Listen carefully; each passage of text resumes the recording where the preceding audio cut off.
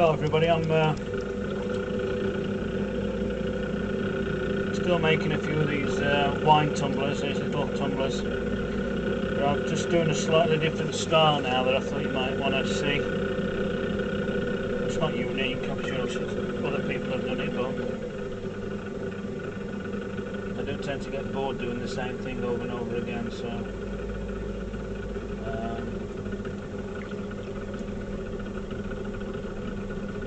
try and do a few different things. Same principle, it's just based on a cylinder. I'll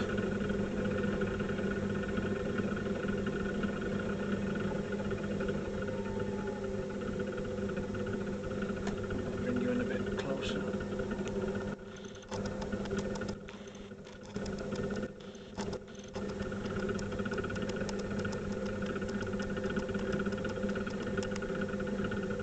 £300g balls again. Okay. I'm trying to get a tall, thin cylinder for this goblet now. Not goblet, tumbler, I should say.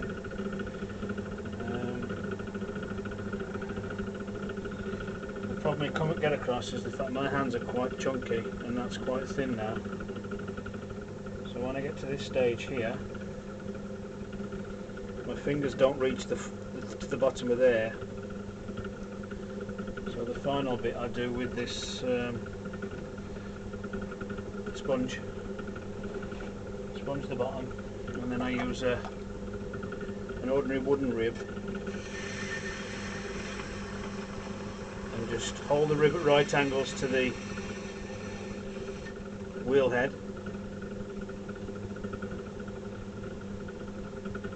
and use the sponge as a throwing stick. Now I've tried throwing sticks in the past and I'm a bit too clumsy for them, they tend to dig in, but this is a bit more forgiving, it's got a softer edge to it, and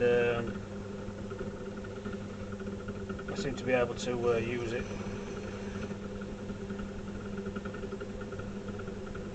Okay, so that's that bit. You're always left with a very slight slope on the outside, so I use a metal turning tool, trim a little tiny bit off the bottom, put a small recess in to give me somewhere to glaze to, because I like the combination of glaze and bare clay. And then we undercut it. Sorry about the noise again. Now the problem now is it's just a plain cylinder, so to make it a little bit more interesting, what I do is use a corner of a rib, have the wheel going quite slowly, and just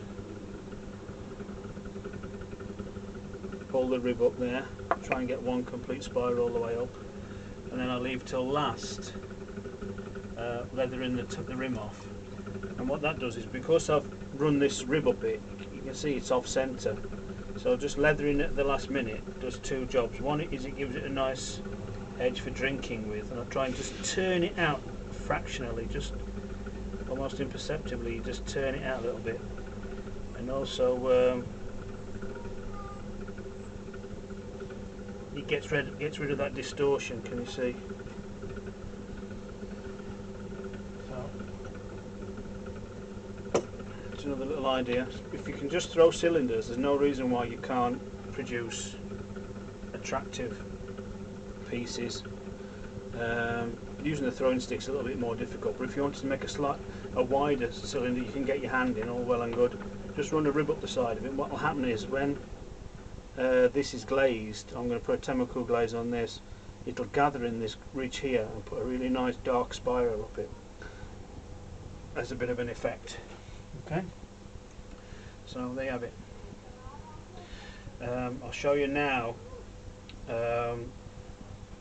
after this, the finishing off of the previous tumblers I did with a little rosette on the side. I'll show you how to do that after we've just finished with this bit. Okay, see you next time.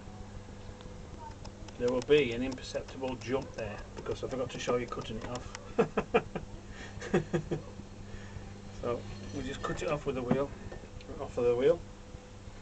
dry hands and twist and pick up onto there. Okay, that's better. Everybody, I'm just putting the detail on these goblets I did yesterday. What I found is that it's just a simple beaker really, but you can sort of make it look a bit different, a bit individual, if you just use a little bit of detail on it. So just roll out a strip of clay, ball of clay, a little bit of slip, press the ball on, you can see it when it's pressed on, a bit of detail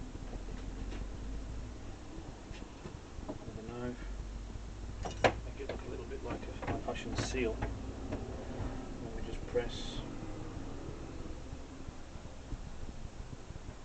stamp into it. That does two things. One, it puts your name on the pot, but also, if I can bring it in, it makes sure that this sticks to the pot. Okay. Oh, Callista's here. Say hello, Callista. Hello. There you go. She's chasing me. We've got a kitten outside and she's keeping an eye on him because it's the first time he's been outside, so he's hiding everywhere.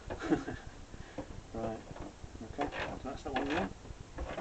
Just do a few more over there to do, and I'll show them when they're finished firing.